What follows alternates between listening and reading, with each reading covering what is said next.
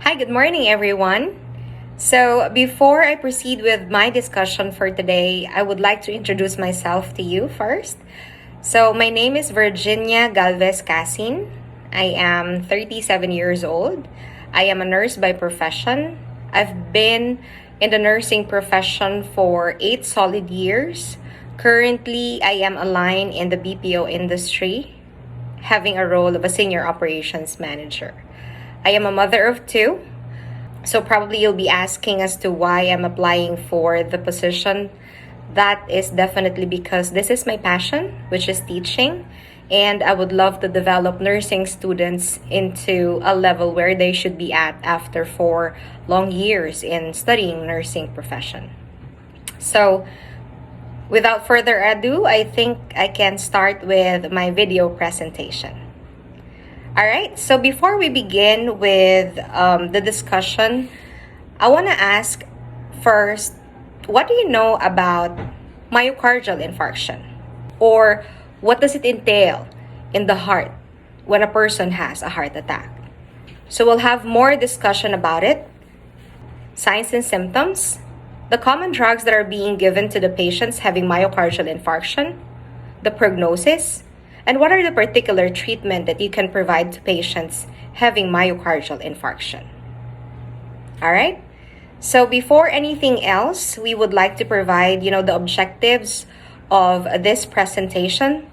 So by the end of the discussion, you would know what is the meaning of myocardial infarction, what are the causes, signs and symptoms that you will often see to patients having myocardial infarction, the drugs or constant regimen that is being given to the patient. All right? So, what is myocardial infarction? Myocardial infarction, in a layman's term, is also what we call heart attack. Have you heard, someone who experienced probably difficulty in breathing, or someone who just touched his or her chest and then have a sudden chest pain? So those are the common symptoms that you can see for people who are having heart attack. So let's go with what is myocardial infarction. Here, you can see one of your arteries in cross-section in the atherosclerosis plaque develop over the years. Thrombosis occurs and block the coronary artery, which leads to the decreased level of blood flow, which can result to low supply of oxygen, thus result to injury of the part of the heart that could be fatal, that might lead to death. So, in a simple term, if, for example, you have a patient having a heart attack, you would easily identify that that is primarily because of the blockage of the artery of the heart that leads to the low supply of blood flow that can result to low supply of oxygen that would result to an injury of the heart, thus might lead to death. Now let's proceed with the signs and symptoms. What are the things that you would commonly see to patients having myocardial infarction or having a heart attack? Of course, number one, you always think about this. Patient always have chest pain. Chest pain that sometimes radiates to your shoulder, goes to your arm, and sometimes to your neck. So that actually happens because, again, of the decreased blood flow and the decreased level of oxygen in the heart. Second signs and symptoms would be dizziness and also the feeling of fatigue or feeling of restlessness, because again, that is being the result of low level of oxygen and the low level of blood flow to the heart. Sometimes the patient also feels difficulty of breathing. That is primarily because of the low level of oxygen.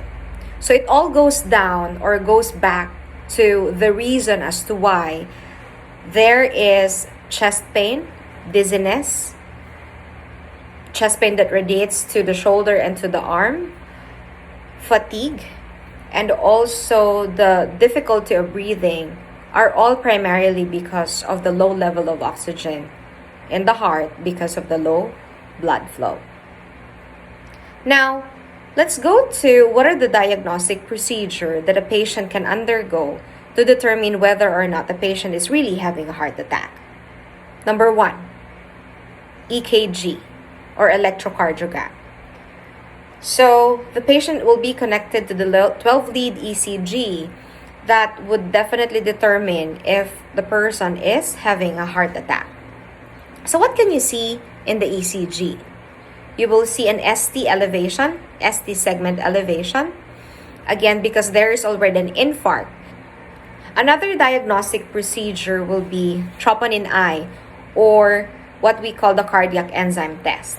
So the cardiac enzyme test determines whether or not there are a lot of troponin. Troponin is the cardiac enzyme that usually being stimulated when there is a heart attack, which means that if in the blood test or in the cardiac enzyme test, you will see a troponin I present, it means that the patient is having a heart attack. Another diagnostic procedure to determine also the extent of the damage if there is a heart attack or a myocardial infarction is 2D echo or two-dimensional echocardiogram. It actually visualizes the heart, its arteries, so that the doctor will be able to diagnose whether or not it is really a heart attack. Now, we will proceed with the discussion of what are the risk factors.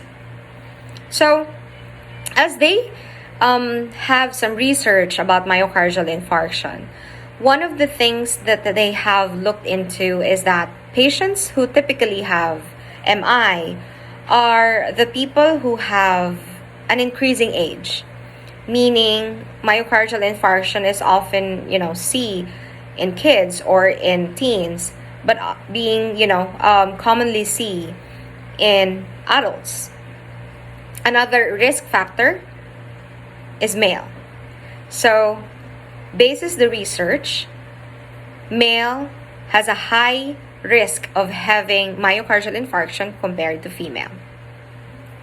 Another risk factor is the diet, or people who are obese or overweight, of course, tends to have myocardial infarction because they eat a lot of fatty foods, and that results to the blockage or atherosclerosis or the plaque in the heart. Another risk factor would be smoking.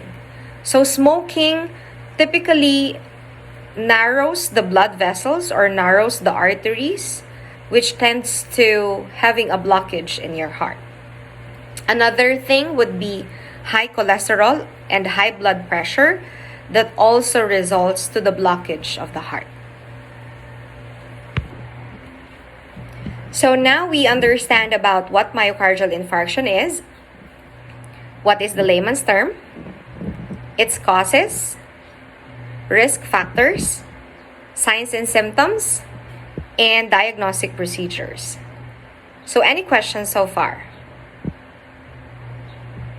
All right, if you don't have any question, we could probably proceed with the common medications that are being given to patients, especially in the emergency room.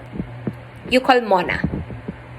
MONA means M, morphine, O, oxygen, N, nitroglycerin patch, and A, aspirin. So those are the 4 common medications that are being given to patients who are having a heart attack. Morphine is being given to alleviate the chest pain of the patient. O, oxygen, because definitely the patient has a low level of oxygen in the heart, so you would like to give the patient an oxygen. Typically, it is being given via nasal cannula, depending on the order of the doctor, but usually it is from 2 liters per minute to 10 liters per minute. N, nitroglycerin patch, is actually being put on the chest, and that is primarily to dilate. So it dilates the blood vessels in order for your blood flow to increase, thus increasing the level of oxygen as well. Lastly, aspirin. Aspirin is a blood thinner. So if there is a blockage in the heart, then you would like to, at least dissolve part of the blockage. That will alleviate the difficulty of breathing for the patient and increasing also the level of oxygen.